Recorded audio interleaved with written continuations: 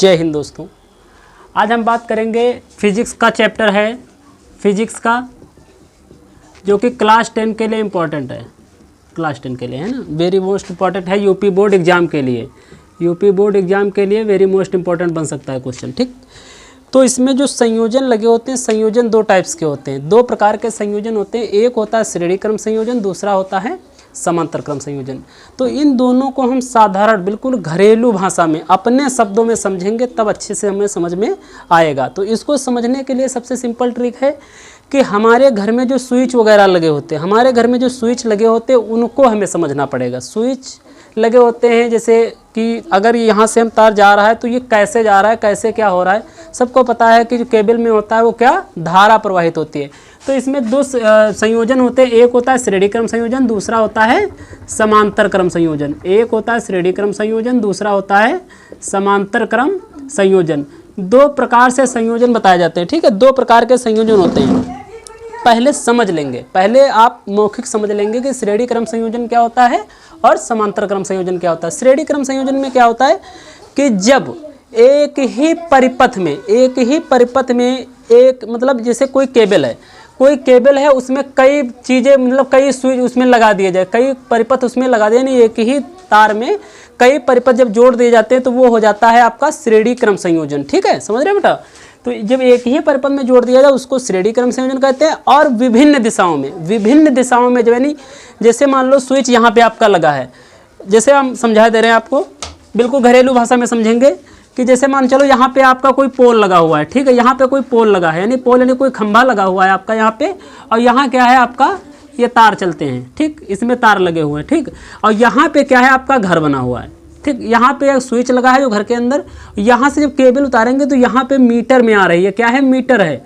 तो जब मीटर में जो तार मीटर में आ रहा है तो मीटर से आप क्या करेंगे, एक नया स्विच बनाएंगे, उसमें बोर्ड में ले जाएंगे, ठीक। बोर्ड में जब ले जाने के बाद में आप अनेक जगह, यानी ये इस कमरे में, इस कमरे में, इस कमरे में, इस कमरे में, इस कमरे में, यानी किसी धारा का अलग अलग दिशाओं में प्रवाहित कराना, अलग अलग दिशाओं में बहाना क्या कहलाएगा, समांतर क्रम संयोजन कहलाएगा। फिर से परिभाषा समझ लीजिए, श्रेणी क्रम एक ही परिपथ में धारा का बहना श्रेणी क्रम संयोजन, विभिन्न यानी अलग अलग दिशाओं में धारा का बहना वो कहलाएगा आपका समांतर क्रम संयोजन। और श्रेणी और उसका जो धारा होती है, धारा का मात्रक क्या होता है, एम्पियर होता है। धारा का मात्रक एम्पियर, धारा का मात्रक एम्पियर, धारा का मात्रक एम्पियर। इसको आई से प्रदर्शित करते हैं, आई इज इक्वल टू धारा, यानी आई को धारा को जो क्या करते हैं आई से हम लोग इसको दिखाते हैं। यानी ये श्रेणी क्रम हो गया इस तरीके से, यानी खंभे से तार उतरा मीटर में, मीटर से गए आपके बोर्ड में, बोर्ड से अनेक दिशाओं में ले गए। और जैसे आप दिवाली वगैरह में है, दिवाली वगैरह में लड़ी लाते हैं, लड़ी यानी जो झालर वगैरह लगाने के लिए लाते हैं, तो उसमें क्या होता है एक ही तार में कई सारे बल्ब जुड़े होते हैं, एक ही तार में कई सारे बल्ब जुड़े होते हैं, कई सारे बल्ब का जुड़ा होना वो श्रेणी क्रम संयोजन है।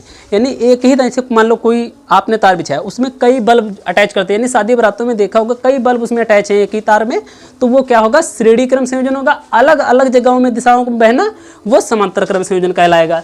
इसका देखो फिर फार्मूला समझ लीजिए, फार्मूला इसका क्या होता है श्रेणी क्रम संयोजन का और समांतर क्रम संयोजन का, ठीक है।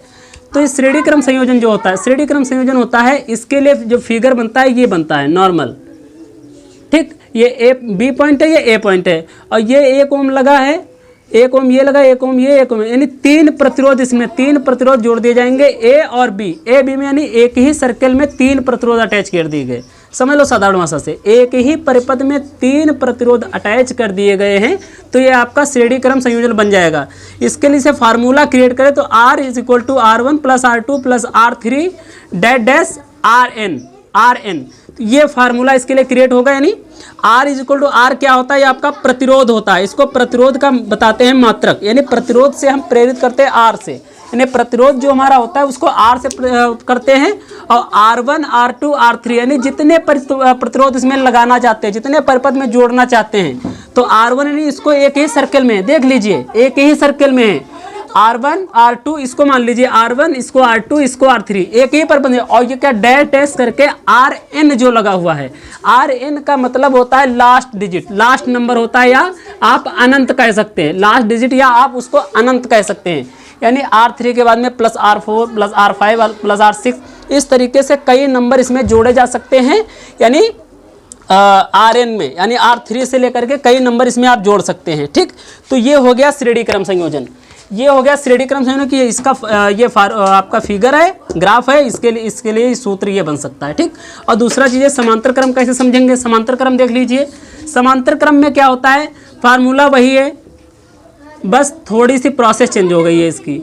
इसमें क्या होगा, इसमें देख लीजिए, इसमें ऐसे करके B और A, इसमें देखा आपने देखा होगा उसमें 3 प्रतिरोध एक ही लाइन में जुड़े थे। इसमें क्या हो रहा है, यहाँ से धारा बह रही है, यहाँ से धारा बह रही है, यहाँ जा रही है, यहाँ जा रही है, यहाँ जा रही है। 3 तारों यानी 3 केबल है, 3 केबल लगे हैं, यानी इसको मान लीजिए R1, इसको मान लीजिए R2, इसको मान लीजिए R3।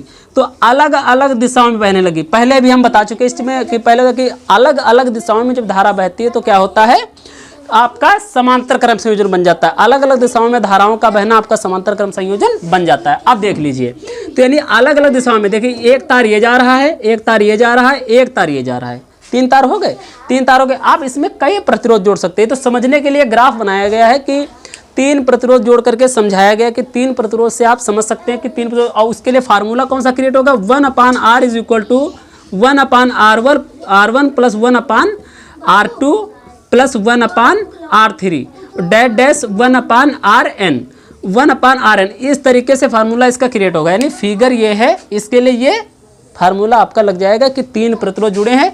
बस उसमें क्या था, ये सिंपल नीचे का R बराबर R1 plus R2 plus R3 होता Rn, और इसमें 1/, में लग जाएगा, ये हो जाएगा समांतर क्रम। यानी वो क्या था आपका श्रेणी क्रम, ये है आपका समांतर क्रम, ये आपका समांतर है।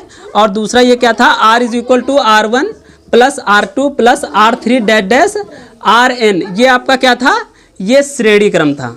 यानी ये समांतर क्रम, ये श्रेणी क्रम दोनों। यानी इसके लिए क्वेश्चन एक बन जाता है, इसमें क्वेश्चन एक बनता है तो इसमें प्रतिरोध की गणना आपको करनी पड़ती है।